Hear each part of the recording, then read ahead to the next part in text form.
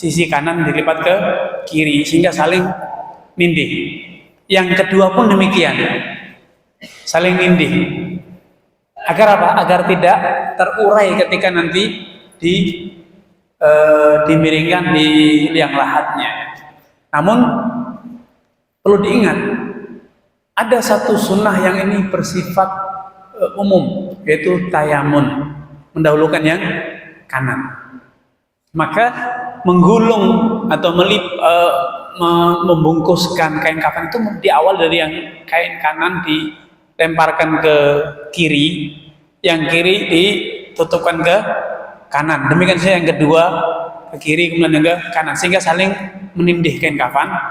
Itu sedikit mengunci, tidak akan mudah terurai ketika di kuburan. Kalau jenazahnya itu kurus, kecil, kain kafannya insya Allah tidak masalah lebih karena dia akan menjuntai banyak dari sisi kiri badannya. Tapi kalau jenazahnya gemuk, badannya besar, seringkali sisa kainnya itu cuma sedikit.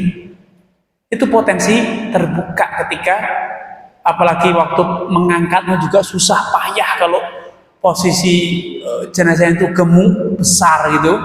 Itu potensi terurai, terbuka dari itu. Makanya disinilah pentingnya kenapa kain kafan itu harus saling nutup dan kemudian diikat dengan kuat.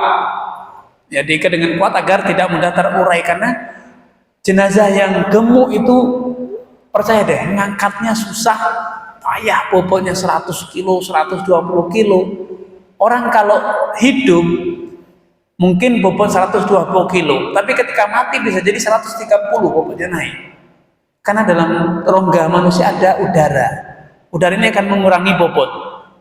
Tapi ketika mati, jantungnya, paru-parunya sudah mengempis, ruang udaranya hilang. Maka akan menjadi apa? Bobotnya lebih berat. Ya. Oke, sebelah sana.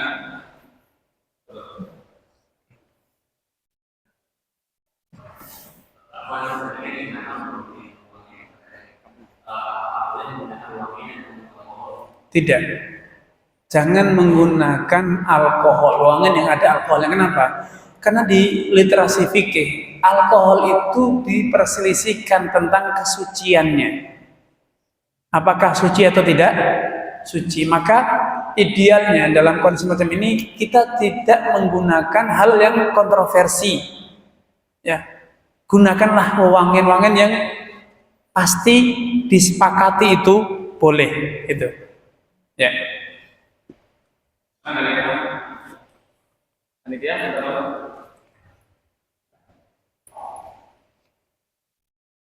Bismillah, Fauzan bertanya. Karena pernah mendapatkan ketika yang lahat digali itu ternyata di dalam lahat itu memancarkan air yang 30 derajat. Yang menjadi pertanyaan, apakah ketika kita mau menguburkan mayat, kita harus menunggu air ini sampai kering baru menguburkan atau kita tetap menguburkan mayat dalam keadaan sekarang ini setengah matang?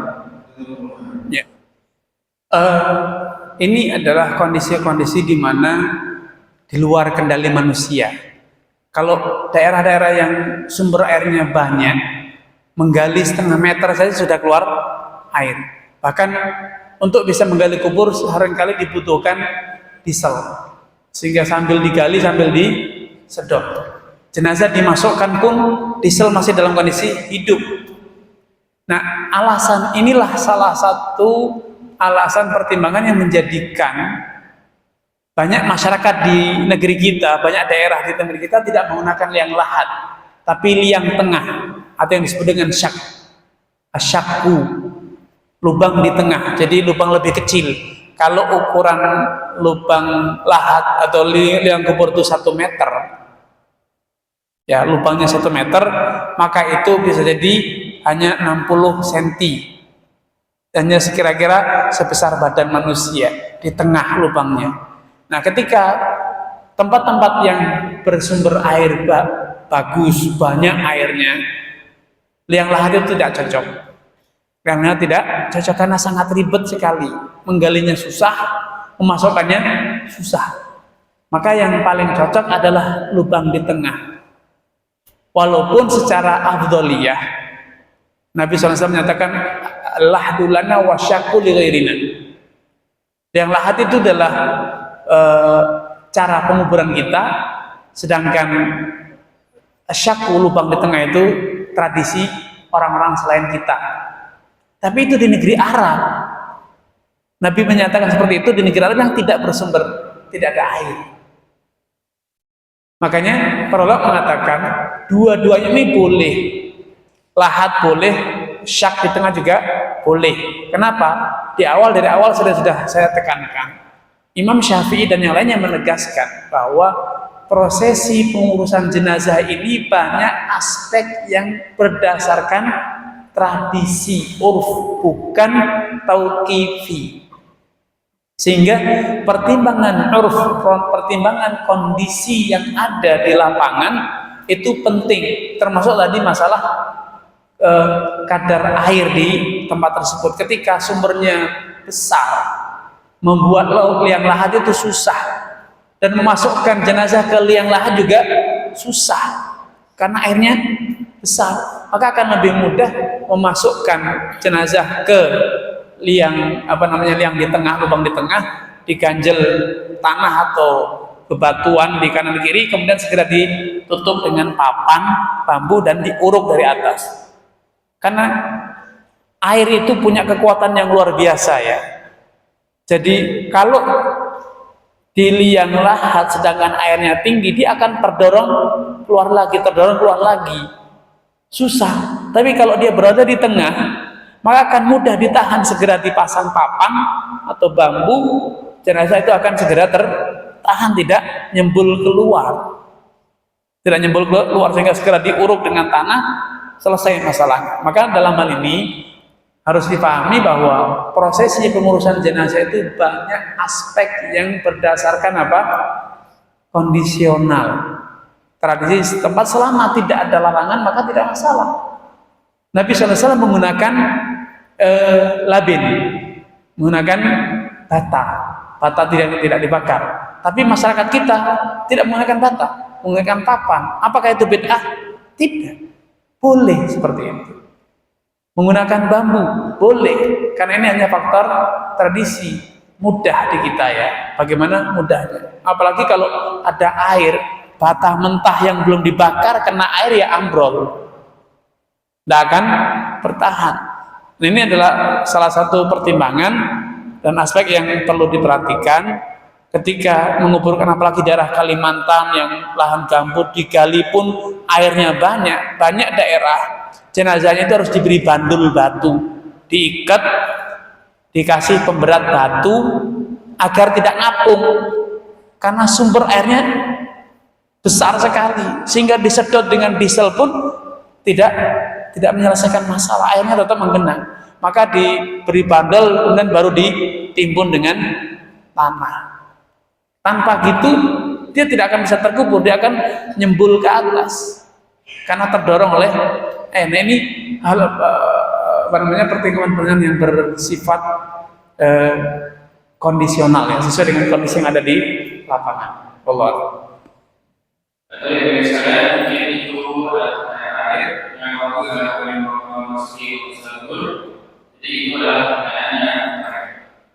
Baik, dari sekalian, alhamdulillah ini kita semua telah melewati seluruh rangkaian acara pelatihan pengurusan jenazah dari awal hingga akhir.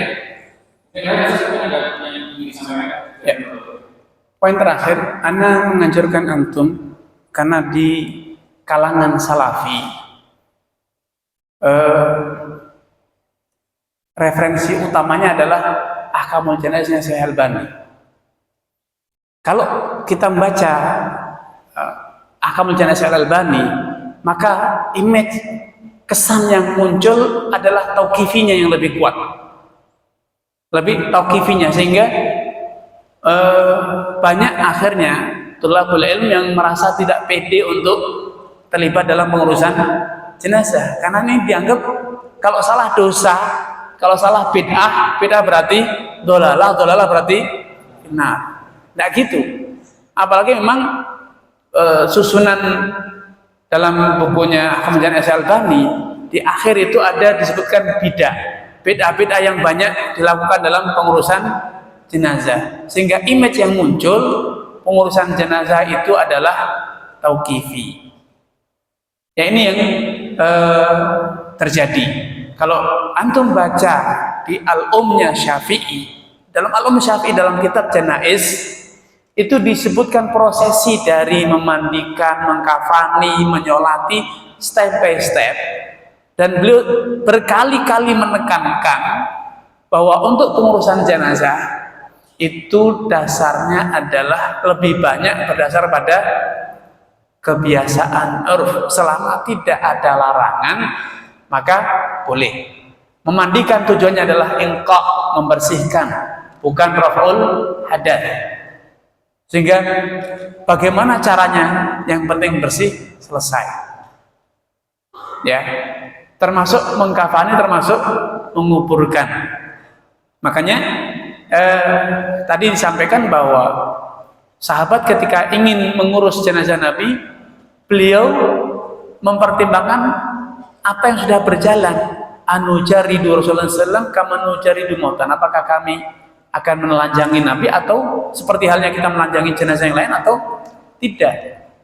Ini semuanya menguatkan penjelasan bahwa proses pengurusan jenazah itu banyak aspek-aspek yang berdasarkan tradisi lokal, termasuk penggunaan parfumnya apa, tidak ada batasannya, tidak harus jenis tertentu ya. Allah Allah. Baik, kami ucapkan jazakumullah khairan dan terima kasih kepada Ustaz atas segalanya penyampaiannya dan wawasannya. Semoga apa yang kita pelajari hari ini bisa bermanfaat dan bukan cuma sekedar teori saja, tapi ketika sudah betul di masyarakat ya kita semua bisa ikut ya, ikut andil dalam pengurusan jenazah. Semoga Allah SWT senantiasa menjaga kita, senantiasa memudahkan segala urusan yang sedang terjadi. Untuk selanjutnya adalah penyerahan sertifikat yang sudah dilakukan untuk pemateri. Silakan saja untuk bisa menyerahkan.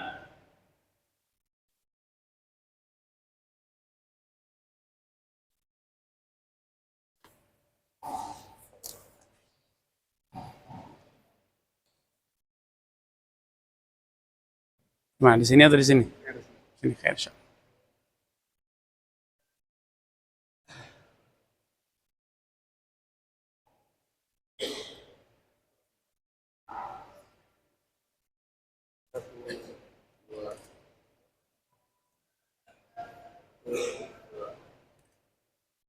Barakallahu fiik.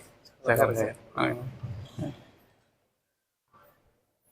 Itu tadi penyampaian materi dan setelahnya nanti kita tutup kegiatan pada hari ini dengan baca doa majelis. Baik, kami silakan dia mengucapkan mohon maaf bila dari awal hingga akhir kesalahan. Assalamualaikum warahmatullahi wabarakatuh. Assalamualaikum. Assalamualaikum.